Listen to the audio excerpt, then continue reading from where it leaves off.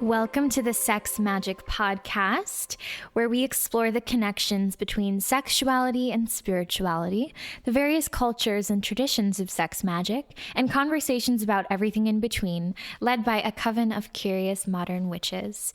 If you'd like to follow us on social media, our Instagram is Sex Magic Podcast, our website is sexmagicpodcast.com, and if you want to send us an email, sexmagicpodcast@gmail.com.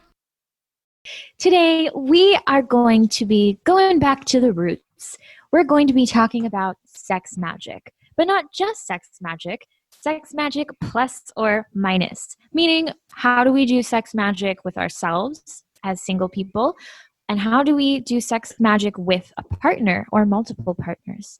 And I am joined, obviously, by my beautiful co-hosts, Isabella and Shady, and I'm Toska. Hey, guys.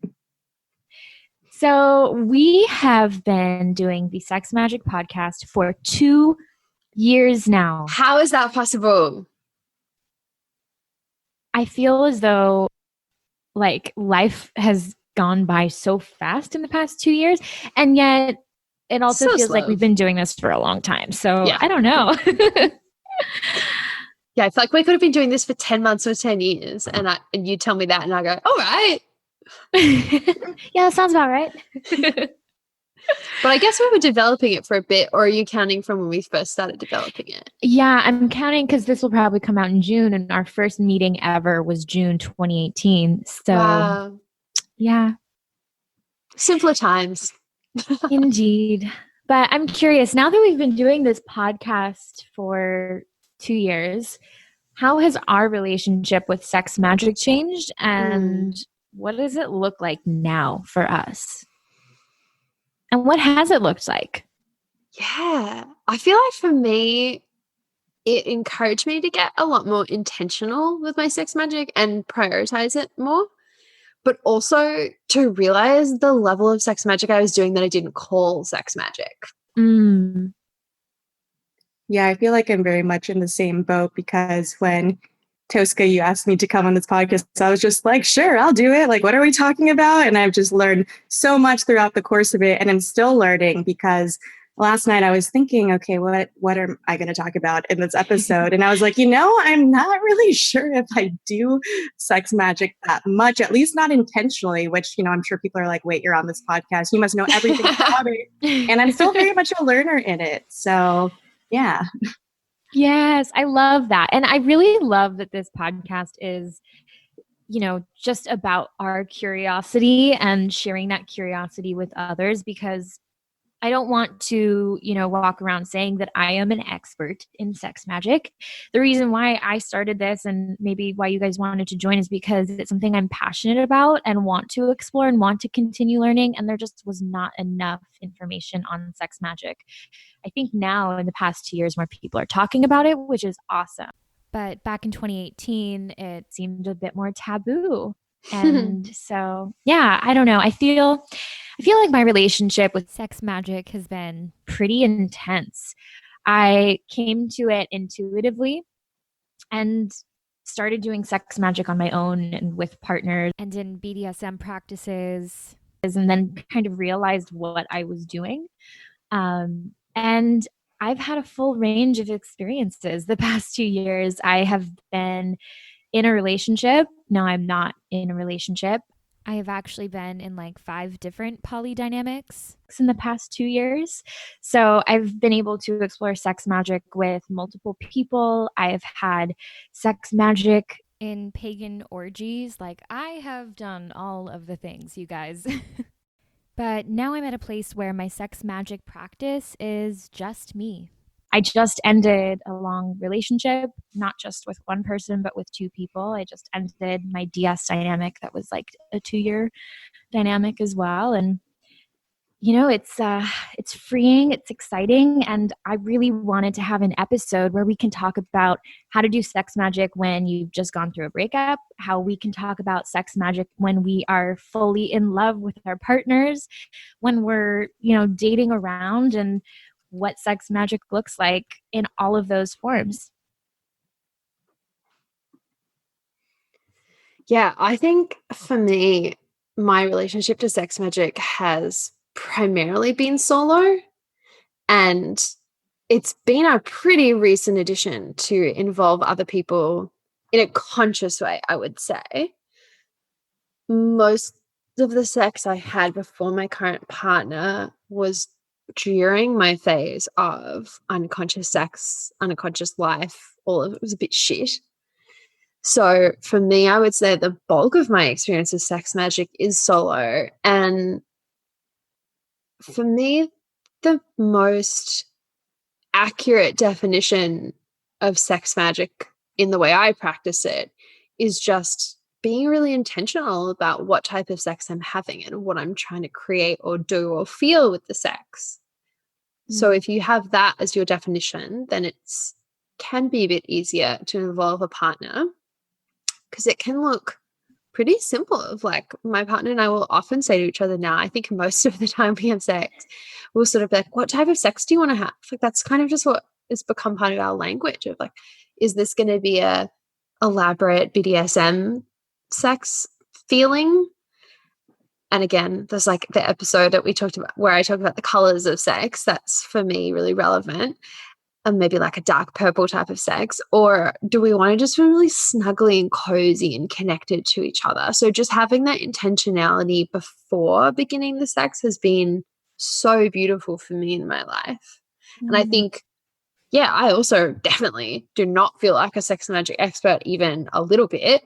And the main thing I like talking about and teaching and encouraging people to do is figuring out their own relationship to it and how they want to practice and what it needs to look like for them to feel happy and fulfilled and curious, and not following any one type of structure or even ritual, really.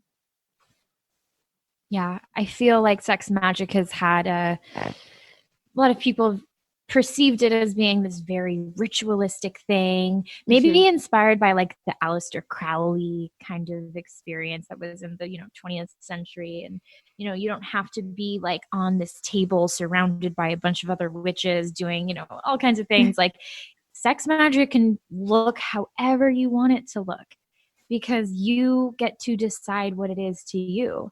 And that's what I love about the witchcraft path of spirituality, is it's so deeply personal to your own definition of spirituality. And yeah, for me, I feel like sex magic is having a divine connection to yourself and to spirit, and to use your sexual energy as a way to deepen your spiritual practice.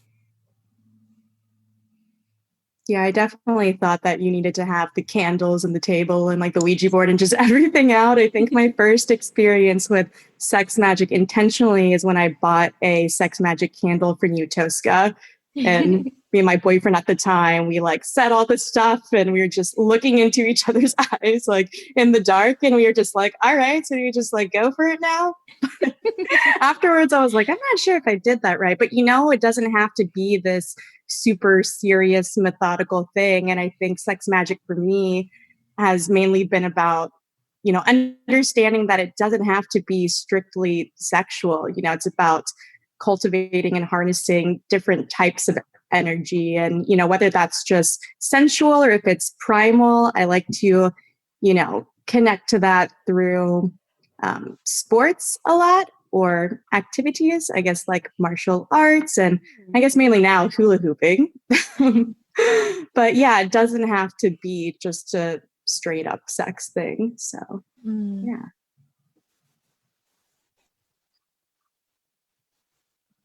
I do want to talk a bit about how to have sex magic with your partner, because I think that's something we've actually really never explored on the podcast. And I feel like I've had people come to me and ask specifically, like, how do I have sex magic with my partner? And my first piece of advice is to invoke every sensation and to set this space, create sacred space both come together, like you said, Bella, with an intention of what that practice is going to be focused on. Because you can do sex magic for manifestation. You can do sex magic to connect to a specific deity or to connect to the universe, spirit, God, whatever you want to call it. You can, use sex magic to connect deeper to your partner. So you can use these tools in whatever way you want to. But I think combining intention, creating sacred space, and one of the best tools I've found for sex magic, present in every culture and tradition of sex magic, tantra, the Aleister Crowley stuff, is edging. Because specifically sexual energy, as I said on a previous episode, is life force energy. And the more you develop and nurture sexual energy, you will feel euphoric, the more you will feel connected to spirit and connected to that intention that you are seeking to focus on. So building that sexual energy through edging is a really beautiful way to practice sex magic, and is present in literally every single sex magic text I've read throughout history. So I don't know what that looks like for you, but edging is something you can do with a partner or without. And that's a really accessible piece of sex magic that you can explore. So yeah, that's kind of like how I have sex magic with a partner, is creating sacred space, coming together with an intention, maybe some eye gazing, and a lot of edging. I'm like drooling over here because I love edging. So I have done that. And I guess for people who aren't familiar with what edging is, it's where you bring yourself or your partner close to orgasm and then back off right before orgasm is reached. And then you build that sexual energy back up again. And you can just do that over and over. And I just love it because it focuses on, the pleasure of the moment, not the outcome. And at least for me, mentally feeling like I have to get to a certain place, the fun and relaxation out of it for me. So I think in quarantine, edging yourself would be really fun. It's like a little bit of a challenge. And I think with all the retrogrades going on too, this is an opportunity to slow down and, ask yourself, can you delay your own gratification for a bit? How many times can you deny yourself and then have that final reward and release? Mm-hmm. Yeah, my first sexual experiences with myself, I edged. That was something I intuited. I learned at that time, like I remember reading or hearing about Kegels, and I thought, oh, that's interesting. And so I used to read erotica in the local library, and I would sort of just like clench my thighs together and do Kegels, and like I would just edge myself for hours doing that. So yeah, that's like hot. edging was such a like in the library too. Oh my god, such a sexy little scholar. Yeah, so I think it can be such a beautiful, intuitive practice and something that we can definitely do solo. But I'm actually really appreciating the reminder about partnered edging, because I haven't done it with my partner in ages, and I really like it. And I can definitely get locked onto orgasm as a destination rather than just the experience as being orgasmic, which I think people are always surprised when I say, because like it's the opposite of everything I teach and work on with my clients. But just being honest, that's one of my shadows and one of the things I really struggle with. So excited to bring back a bit more edging into my life. Yeah. My first experience with edging was in BDSM, and it just doesn't surprise me that I felt a spiritual connection in BDSM right off the bat. Like all of these rituals and techniques are so interwoven. And yeah, edging was a huge part of my first DS dynamic. And orgasm control is something beautiful to play with. And actually, I think I remember reading somewhere that it physically is good for you. Like learning how to control your orgasms like has physical benefits as There's well. a lot of argument about that. There's usually, really? from all the science I've read on it, there's like usually two camps of people that say some people think it is and some people think it isn't. So I would just say experiment with it and see if it's something that really works for you, because it really does for a lot of people. And like one of the ways I love to practice edging is doing a little bit of solo sex in the morning, but getting myself to about like a 7 or an 8 if a 10 is an orgasm and a 9 is the turning point where you can't come back from. And then stop, do some breath work, really circulate that sexual energy through my body, and then get up and get on with my day and try to see if I can keep that, I call it pilot light, try to keep that pilot light simmering throughout the day so that I can dip back in later and it's not as challenging to access. I'm so glad you brought up breath work, because that is another huge part of sex magic that we get to work with a partner or without.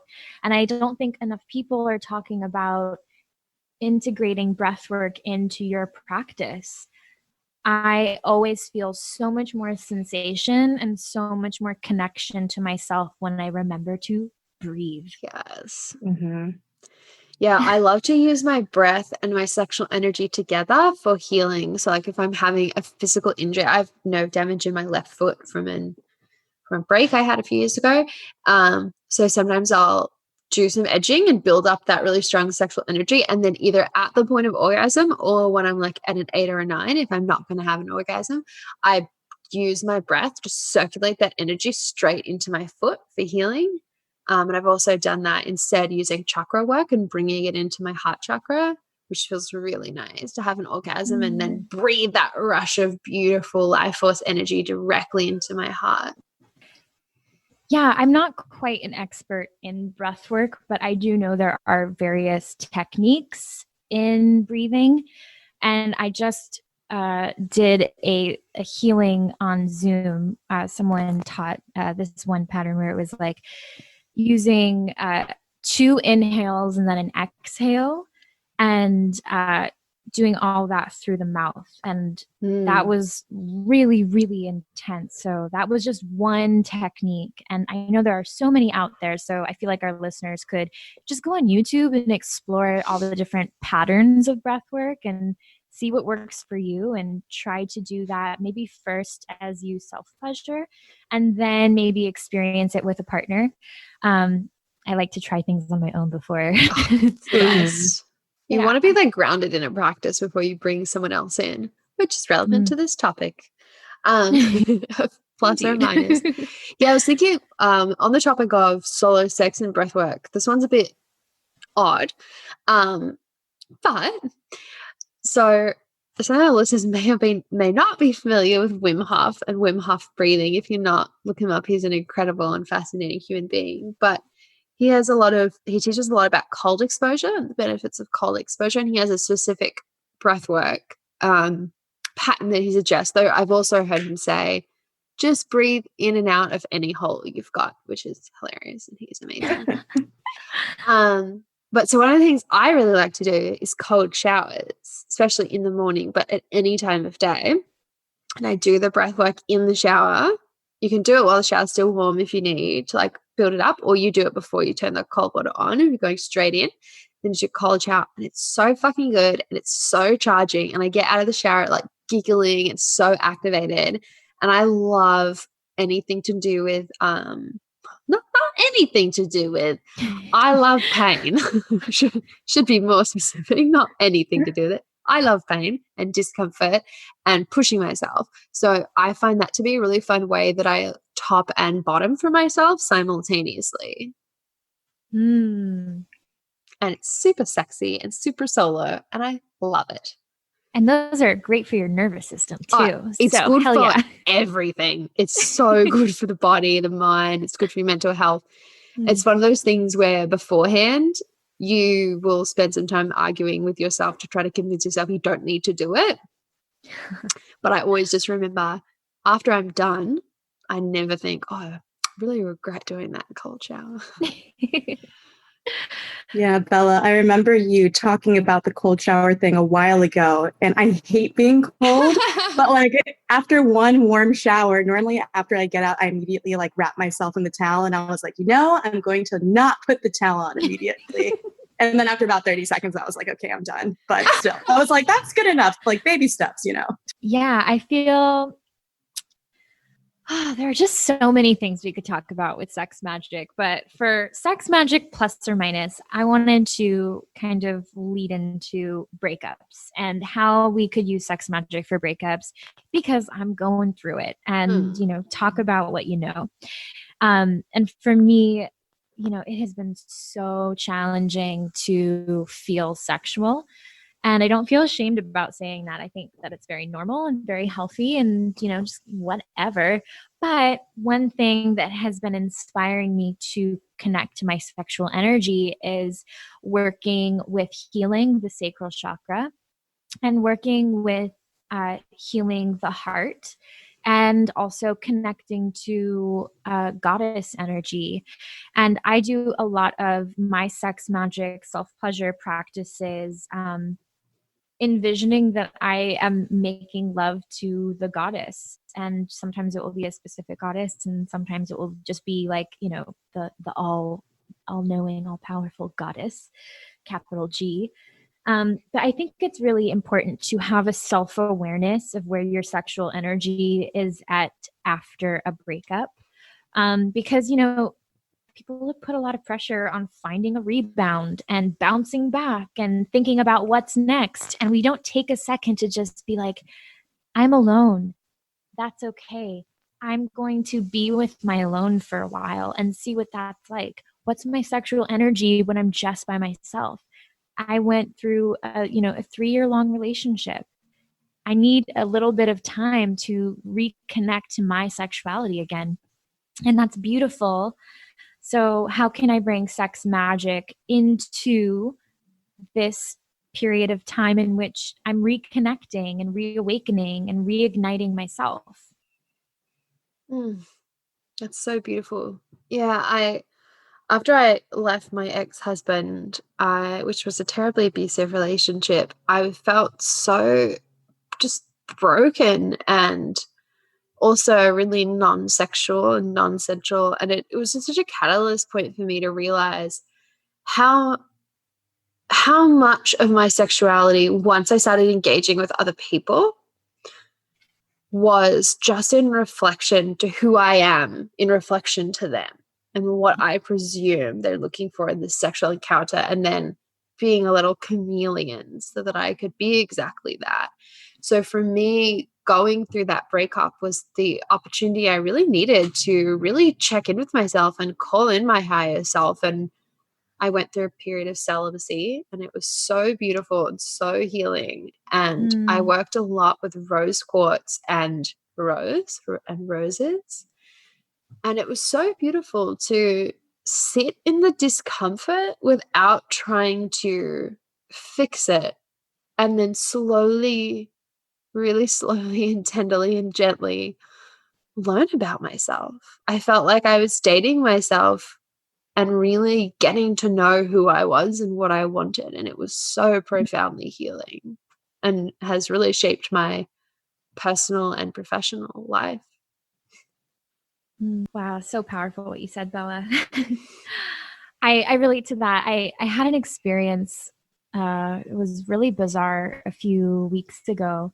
I was in the kitchen and this phrase just kind of came to me, and it was, my sexuality is defined by what I let other people do to me. And it was so, so intense. Like, I don't know, like who was speaking to me, but I heard that inner voice of like my own deep knowing, and really sat with that. And because of it, I decided to end that DS dynamic. So really allowing myself to be completely alone and really reflect, like, what are the patterns we repeat in relationships? Because if we don't take this time for self-reflection, which is, again, this is the witch's way, this is aligning with the cycles of death and rebirth, this is the period of the waning moon, of the dark moon, so this is kind of where I'm at. How can I reflect on who I've been, so if I want to change, I can decide who I want to become? Maybe I don't want to let other people define my sexuality. And, I don't think this is a common experience. I think a lot of us lose ourselves in relationships, and sex magic can be a way to take ownership of your sexuality. I found that one practice that's been really helpful is writing myself letters. So I wrote myself a letter to myself in a state of heartbreak, and from the voice of my future self, writing to my current self. So kind of connecting to the wisdom of whoever I'm going to be, who's going to be like, thriving and stuff, to help heal where I'm at right now. So that's been a practice that I would say is a sex magic practice that is really healing for a breakup. And if you're there, I suggest you write yourself a letter. That is so beautiful too, Toska, because like, what's the have either of you watched Natasha Lyonne's new show? What is it called? Is it Russian Doll? Yeah, Russian Doll. Have you watched I haven't, but I heard it's really good. It is so really good. It's what reminded me of my favorite childhood book, Emily of New Moon, which I'm rereading. But there's this line in it where she says, life is a box of timelines, which I really love. And so when you said that of like writing the letter from your future self to your current self in that state of heartbreak, it just also reminds me of, if we sit, and this is me going way off into my own consciousness and maybe isn't very mainstream or relatable for some, but is, to me, all those things are happening simultaneously. It's just our arbitrary construct of time. So in that sense, you're immediately connecting into the wisdom that you have in the future, which you currently have now, because otherwise you wouldn't be able to even write that letter. I am so glad you brought this up, because I have a very similar perspective on time. I think that time is not linear. It can look linear, but really we have lived all of our life already, and we have yet to live all of our life, and it's all happening at the same time. And I don't think we'll ever fully understand time, but it's so much fun to just kind of explore this concept. But yeah, you can tap into your inner child. You can tap into your inner crone. You can, visualize and go back into memories and use that as a portal for healing. And you can use the vision of your future self to help you with wherever you are now. Get some wisdom from that 50-year-old, 60-year-old self.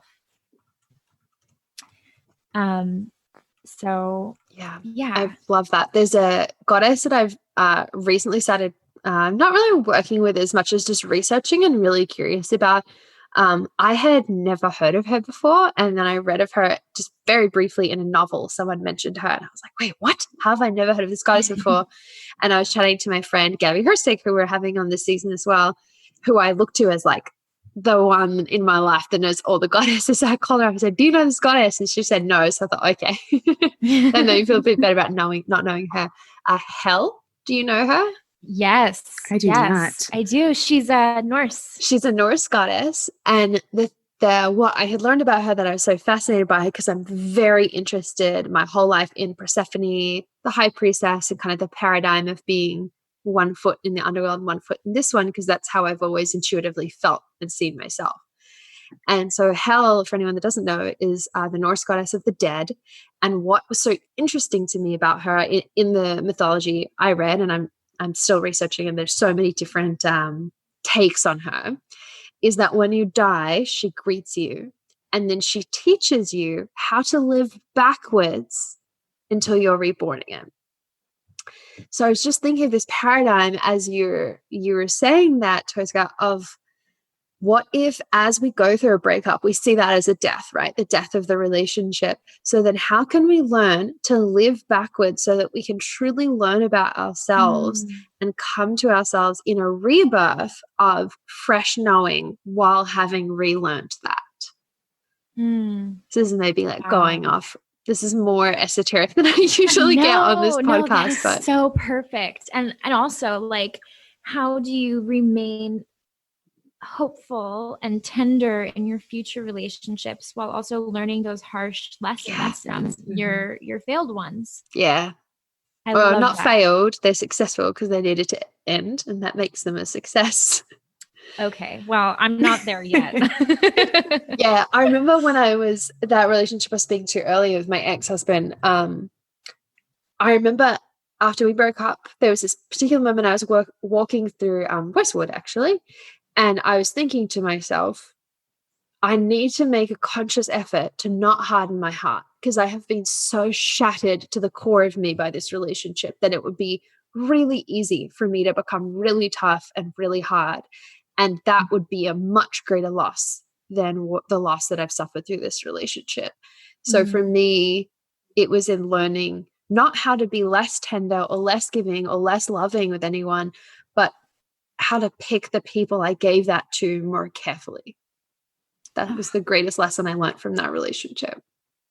Bella, I remember you gave me this advice like just as the breakup happened at Canner's Deli over a bowl of matzo ball soup before that poetry reading. And that was like one of the last outings that I had. Me too. Yeah, that wisdom is just so good. So thank you for sharing that. My pleasure. It's the best lesson I got from such a fucking painful period. And I'm so glad that I did that really deep work with myself after that relationship and became fiercely unapologetic about who I am, because my current primary partner, who I'm with now, and it's about to be, I think, our 5-year together this year. Yay. Wow. Has been the deepest wisdom and magic I've ever encountered. An incredible opportunity to actually understand who I am through someone else's eyes who knows me deeply, and unlearning the ideas I have about myself instead, like really truly saying, oh, okay, all this shit that I think is the fault of other people is probably just myself, like reflecting my trauma onto them. And the relationship I have with my current partner, not to just like wax too lyrical because I'll bore my fucking eyes out, but is like the most beautiful thing I've ever experienced in my life. I was actually crying about it this morning and then went and told him. I just couldn't have dreamed of a relationship like this. And I remember a particular moment where I was sitting on the kitchen floor of my ex-husband in my apartment, crying late at night, just crying. And he had said to me, "You'll never do better than me," after being really abusive. And sitting there thinking, is that true? Is that really true? That's what I thought about over and over again. Is that true? Is that true?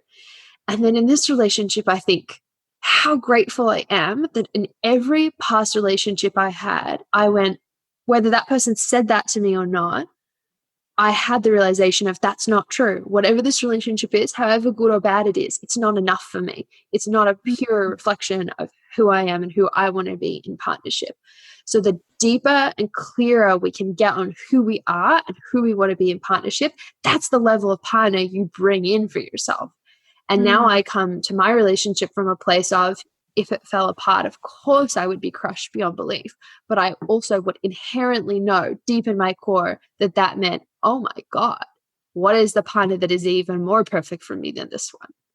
So that feels really powerful and magical for me. And I only want everyone to feel that way. Mic drop. I've cried so much today. Which leads us into the next step of sex magic plus or minus. How can we call in a lover using sex magic or using witchcraft or using intentional spirituality? And I think what you just said is like having such a deep awareness of yourself, of what you need and what you want, and actually really envisioning all of the characteristics and qualities and, you know, ideas of what you seek in a partner. It's just so important. I'm not really there yet in my path. Like I've done this before, but I don't think I was clear enough. And I think having such specificity in what you want is so important. And then, you know, relaxing and releasing and letting the universe give you what you need. But yeah, it's also like if you're going through a breakup, it's okay not to quite be ready to call in a lover. Yeah. You know, there will be a time when I feel ready to be that specific. But I think that sex magic is a really beautiful way to invoke a lover. And it doesn't have to be a forever lover. It can be just a casual fling. That's okay too. Yeah, I think quarantine too is opening up that space to really sit with our thoughts and trying to figure things out. And it doesn't have to be done right away. We're not going to get that clarity all at once. So just remembering to be very gentle with yourself and letting it come to you naturally. Yeah, I think the practice I did that was most powerful to bring in my partner was I wrote a list, as I think a lot of us have done, of what we want in a partner. But then what I did was I wrote a second list of how I want to feel. So it puts yourself in it really actionably in terms of manifestation. So I want a partner who's funny turns into, oh, and I should add, you put yourself in how you feel as if it's currently happening. So I want a partner that's funny, comes from a place of lack, and comes from a place of not having and not knowing. And so you would change that to, I love having a partner whose sense of humor I share. We have so much fun laughing together. So I made this really long list of exactly how I wanted to feel in a relationship. And then I would say those things over and over and over again to the point that my friends would tease me, like, you're mental, which I am. They say, this is so silly, you and your imaginary partner.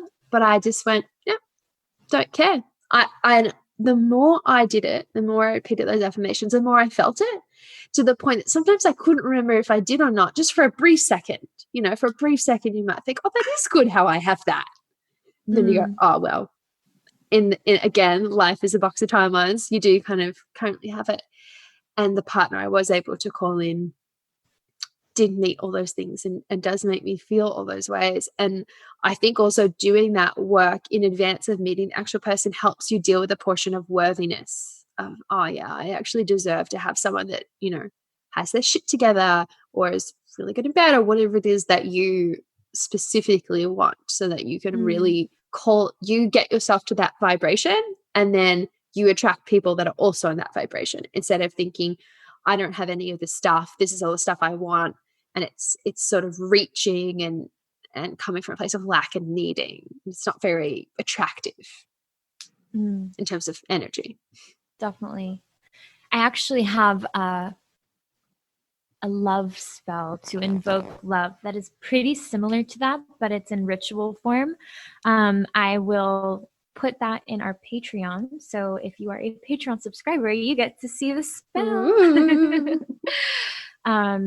But yeah, I think for me, what I'm focusing on and the sex magic ritual I'm using to invoke love is to become the lover that I desire. Oftentimes when I get into a relationship with someone, or if I fall in love with someone, it's because they have qualities that I wish I had. So if I can treat myself, love myself, show up for myself in the ways that I seek in others, then I think I will be able to invoke the love that I need, because I'm coming from a place of fullness, a place of wholeness. That's so beautiful. So I'd love to share some of our fun sex magic memories if we have them. I have one that I want to share. So this was a couple years ago. This was one of my more crazy adventures. And Shady, you'll remember when I did this. I went to Portland to meet someone I had never met before, but had been communicating with and writing love letters to and poetry for and all that stuff. And they are a magician.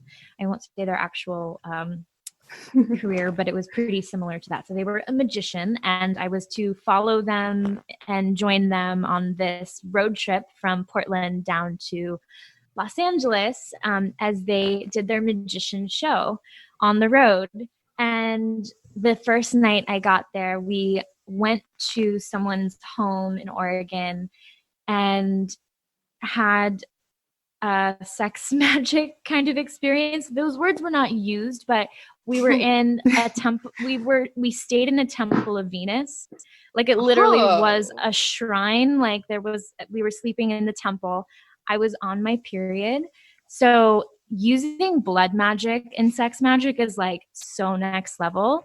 Yeah, it was one of the most intense sex magic experiences I've had. It was awesome.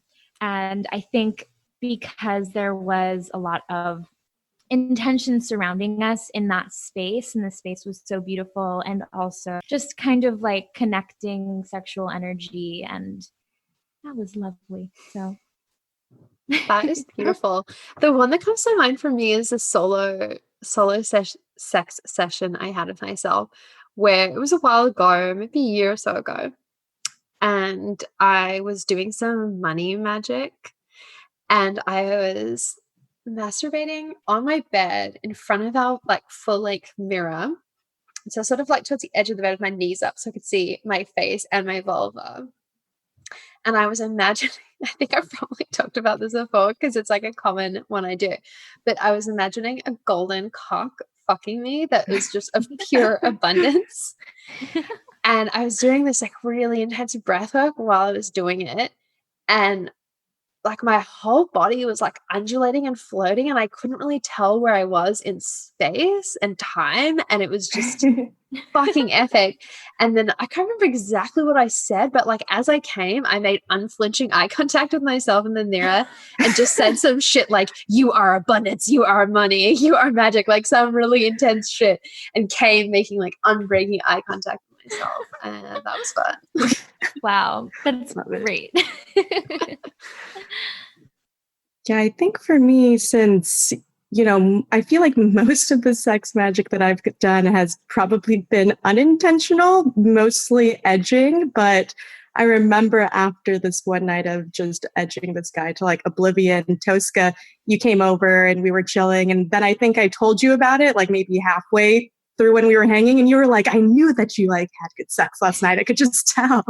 But I did have that glow. I did just feel so abundant after just hours of edge play. So. I think I remember that. I remember the glow for sure. It was palpable.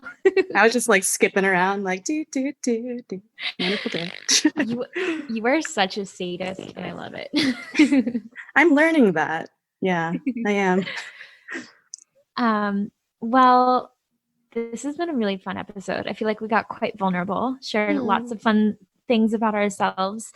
And for our listeners, if you want to share your rituals or your experiences of sex magic, we have a Facebook group that is available for our Patreon subscribers, and I would really love to connect with you there. We are all in there and active, and it's a really beautiful place for us to connect and continue these conversations. So thank you for tuning in today. We hope to see you there. Love you all. Bye. Hey there, Toska here. So I wanted to take a quick moment to share with you all about how you can support the Sex Magic podcast.